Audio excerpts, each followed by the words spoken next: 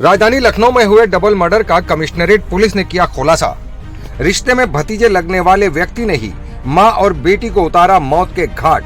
बताते चलें कि उत्तर प्रदेश की राजधानी लखनऊ में उस समय सनसनी फैल गई थी कि जब राजधानी लखनऊ के ग्रामीण क्षेत्र मलियाबाद के ईसापुर गांव में मां और उसकी 6 साल की मासूम बेटी की हत्या कर हत्यारा फरार हो गया था और हत्या की खबर आग की तरह फैलने लगी थी। जैसे ही पुलिस महकमे को हत्या की जानकारी हुई थी तो पुलिस के आला अधिकारियों में हड़कंप मच गया था और संबंधित अधिकारी घटनास्थल पर पहुंचना शुरू हो गए। आनन फानन में डॉग स्क्वाड और फॉरेंसिक टीम को भी मौके पर बुलाया गया था और पुलिस मामले की जांच पड़ताल में जुट गई थी। पुलिस हर एंगल से पूरे मामले में जांच पड़ताल कर रही थी कि पुलिस को मृतक महिला गीता के मोबाइल कॉल डिटेल से कई अहम सुराग हाथ लगे और पुलिस मां बेटी के हत्या के मुख्य आरोपी तक पहुंच गई, जिसके संबंध में पुलिस उपायुक्त पश्चिमी ने प्रेस वार्ता कर मीडिया को क्या जानकारी दी, आइए देखते हैं। 16 तारीख को दोपहर में थाना मलियाबाद पे इंस्पेक्टर मलियाबाद को सूचना मिली थी।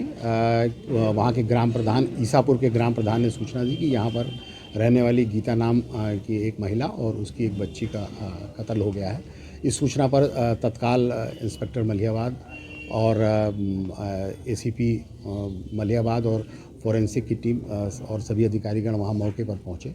घटनास्थल का निरीक्षण किया गया। फॉरेंसिक टीम ने सारे साक्ष्य एकत्र किए और उस तत्काल उसमें शव को पंचायतनामा और पोस्टमार्टम के लिए भेजा गया और संबंधित धाराओं में इसमें मृतका के पिता की तरफ से मुकदमा लिखा गया और चूँकि इसमें मामला डबल मर्डर का था, जैसे तत्काल इसमें 2 टीमें गठित की गई, जो एक एसीपी मलियाबाद और एसीपी बाजार खाला के नेतृत्व में दोनों टीमें लगाई गई और सर्विलांस की टीम जो डीसीपी वेस्ट की टीम है और जो लखनऊ की भी क्राइम टीम है वो सभी लोग मिलकर इसमें लगे और 12 घंटे के अंदर ही इसका खुलासा किया गया।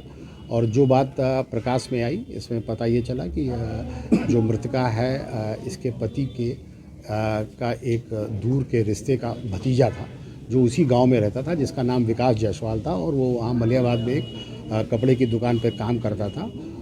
उसका लॉकडाउन से इस महिला से दोस्ती हो गई और इस दोस्ती के दौरान काफ़ी उसका घर पे आना जाना भी रहा, क्योंकि मृतका का पति जो है वो बम्बई में काम करते थे।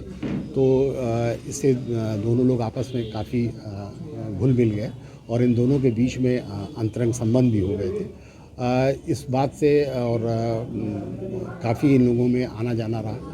इसी बीच जो आरोपी है वो कुवैत भी गया था और वहाँ पैसा वैसा कमाने, उसके बाद वो लौट आया। उसका खुद का ये कहना है कि मैं इसी महिला के कहने पे आया और पिछले करीब 15-20 दिन से, इस घटना के 15-20 दिन से उसको ये महसूस हो रहा था कि ये महिला जो है मुझको इग्नोर कर रही है, मेरा फ़ोन नहीं उठा रही है, ना इससे मेरी कोई बातचीत हो रही है।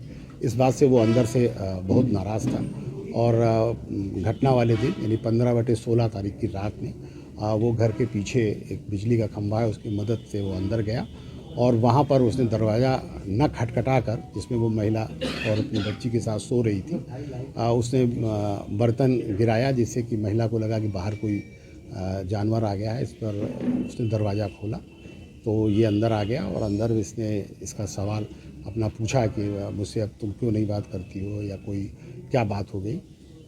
इस बात को महिला ने कोई उत्तर नहीं दिया। उन्होंने कहा तुम अपने घर जाओ और जो कुछ करना हो वहीं जाकर करो, यहाँ मत आओ। इस बात से वो बड़ा नाराज़ हुआ और उसने जो है वहीं पर पड़े हुए एक डंडे से इसके मारा और मारने से जब वो चीखी तो उसकी बच्ची भी उठ गई, तो उसको भी उसने मारा और उसके बाद उसी के घर के किचन का एक जो चाकू था उससे जो है उस गर्दन पर वार किया और उसके बाद जो है ये वहीं के जो बाथरूम था उसमें एक बाल्टी में उसने अपने हाथ धोए और उसके बाद वो पीछे जिस रास्ते से आया था उसी रास्ते से कुछ दूर पर इसने मोटरसाइकिल खड़ी कर रखी थी, वहाँ से फिर ये अपने घर चला गया और सवेरे नॉर्मल होकर फिर जो अपने दुकान पे था वो वहाँ पहुँच गया। जब दोपहर में इसको पता चला कि ये घटना हो गई है, तो वो भी जो है वो दुख व्यक्त करने आया, और जब वहाँ पुलिस भी पहुँची और लोग भी पहुँचे तो वो वहीं मौजूद था और इसने ये बात पता नहीं चलने दी। जो पुलिस ने इसका खुलासा किया, वो इसके जो सर्विलांस की मदद से ये बात पता चली कि पिछले 11 महीने में इसमें 1600 कॉलें जो है इस महिला को की थी।